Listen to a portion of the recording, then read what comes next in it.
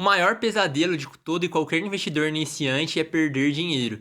E o maior investidor de todos, Warren Buffett, tem uma regra bem simples. Ou melhor, duas regras, né? A primeira, nunca perca dinheiro. E a segunda, nunca esqueça a primeira regra. E é por isso que no vídeo de hoje eu vou te explicar uma das ferramentas mais importantes no mundo dos investimentos na hora que você está montando a sua carteira para que você não perca dinheiro. E ela é a diversificação. Para quem ainda não me conhece, sou o Miguel. Este é o episódio número 10 da série Investindo do Zero até o Avançado, onde eu te ensino a investir do zero, mesmo se você não tiver nenhum conhecimento prévio. Mas antes de darmos início ao conteúdo deste vídeo, eu gostaria de pedir para você deixar o seu like nesse vídeo, né, para você poder recomendar esse vídeo para mais pessoas. Além disso, vou pedir para você se inscrever aqui no canal, para que você não perca nenhum dos meus conteúdos. Então, claro, já ative o sininho.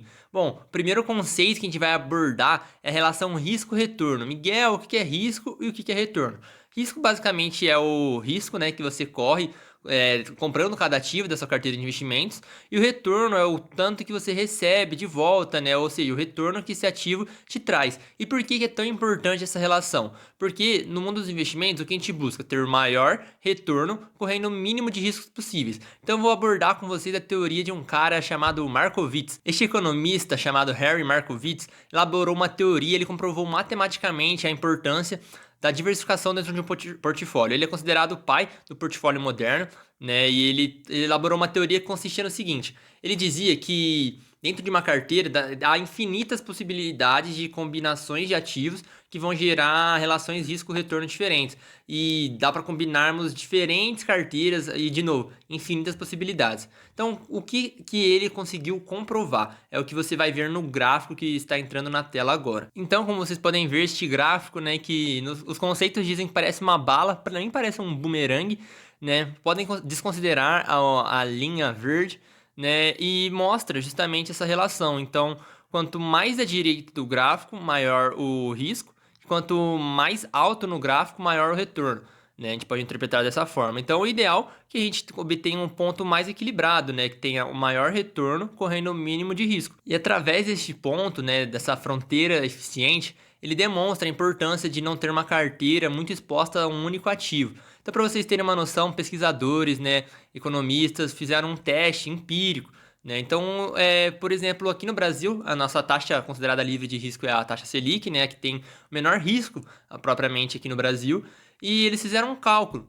Basicamente, se você tivesse uma carteira 100% de taxa Selic, o seu risco seria maior do que se você tivesse uma carteira com 90% de Selic e 10% da bolsa, por exemplo, né? Então, esse gráfico, essa teoria mostra a importância da diversificação dos nossos investimentos, né? Então, o ideal é que você consiga justamente trazer o maior retorno possível correndo o menor risco. Ah, Miguel, mas como eu faço isso? Também temos um outro índice criado por William Sharpe, o que a gente chama de índice de Sharpe. Como que você calcula o índice de Sharpe? Obviamente, pessoal, aqui tudo isso que eu estou trazendo tem muita matemática por trás, são alguns cálculos difíceis de fazer. O índice de Sharpe é um pouco mais tranquilo, mas o da fronteira eficiente eu confesso que é bem complicado. Eu li um estudo do pessoal da Unesp, né, da onde eu tirei aquele gráfico, e realmente tem muito dado, muita informação, muita matemática envolvida.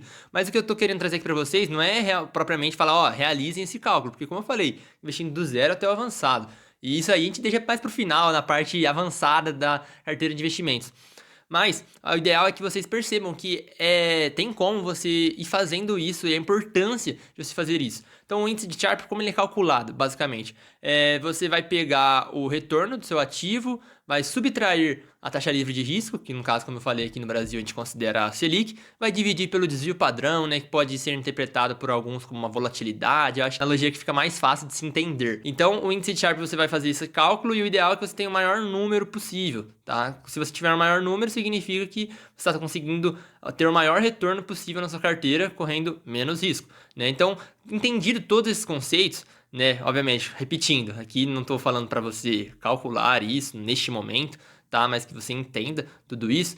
Vamos falar como você pode diversificar sua carteira de investimentos, porque aqui eu já falei sobre a renda fixa, já falei sobre os fundos imobiliários, né, que são normalmente os ativos mais queridinhos do público, né? A gente vai ainda desbravar outros ativos, mas antes eu precisava conversar um pouquinho sobre vocês, justamente sobre essa diversificação de portfólio, montagem de portfólio, até porque o próximo ativo que eu vou explicar para vocês entra muito nisso, tá? Então, Miguel, como eu faço para diversificar minha carteira de investimentos? É importante ressaltar que, na minha visão, temos de 2 a 3 pontos que são importantes. Primeira coisa é diversificar de não ter só um único ativo. Isso já é muito importante, então dá para você ter 1, 2, 3 ativos na sua carteira, né? Isso já é o primeiro ponto. Então, como você deve diversificar? Primeira coisa, você deve diversificar entre classe de ativos.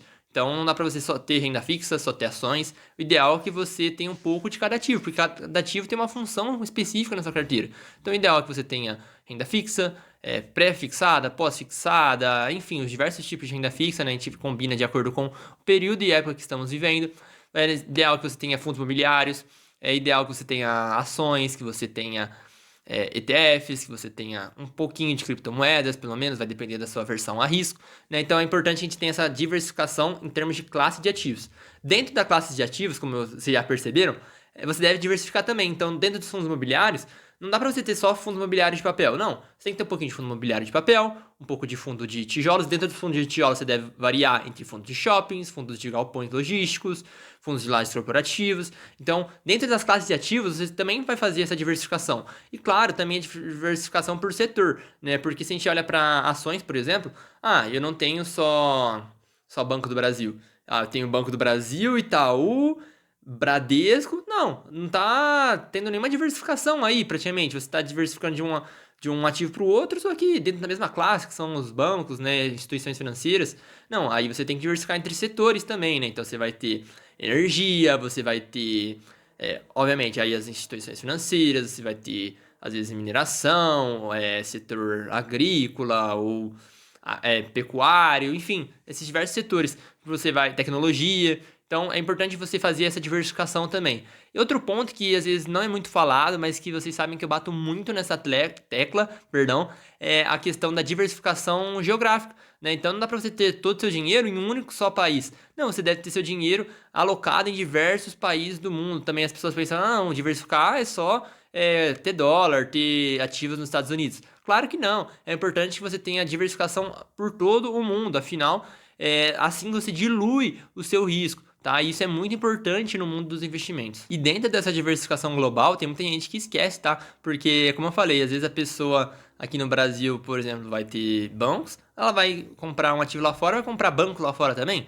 Não faz muito sentido, ao meu ver, né? Então, você deve pensar toda essa carteira de forma estrutural, tá? E alocar ela de toda essa forma pensada. É importante que você pense na sua carteira como um todo, né? Então, aqui a gente vai seguir desbravando um pouquinho, né, nos próximos vídeos sobre essa questão de carteira de investimentos, montagem de portfólio, né, que realmente é uma parte às vezes pouco falada, né? As pessoas caem mais em cima de ativos, mas pouco pensam a carteira como um todo, que eu considero muito importante. Então, o que eu espero que você tenha aprendido nesse vídeo é a importância dessa diversificação. Assim você dilui seus riscos, aumenta seus retornos. Afinal, pense que assim, numa carteira que você tem diversos ativos, se um for mal, tem um outro que vai estar bem e vai ajudar você a recuperar aquela perda ou propriamente trazer ganhos para você. Só quero bater em outra tecla. Nossa, hoje tá difícil falar a palavra tecla.